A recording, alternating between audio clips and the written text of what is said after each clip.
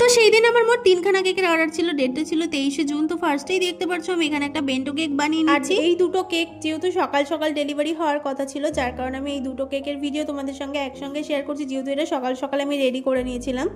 আর last যে কেকটা ছিল সেটা কিন্তু বিকেলের দিকে ডেলিভারি হওয়ার কথা ছিল, যার কারণে আমি অনেকটা দেরি করে ওটাকে শেষ করেছিলাম। তো সেই মতো ওটা আমি আলাদা একটা ভিডিওতে তোমাদের সঙ্গে শেয়ার করে নেবো। আর এই কেকটা কিন্তু যাওয়ার কথা ছিল আড়ংঘাটায়। তো আমাকে কাস্টমার বোন বলেছিল যে ভালোভাবে প্যাকিং করতে, তো সেই মতো আমি বানিয়ে নিয়েছি। আর এমার্জেন্সি অর্ডার ছিল বলে সেই মতো আমি ভিডিও করতে পারিনি। আর এখানে আমি কেকের মধ্যে সুগার বল দিতে গিয়ে দেখছি কেমন সব গলে গলে গেছে এই ওয়েদারে।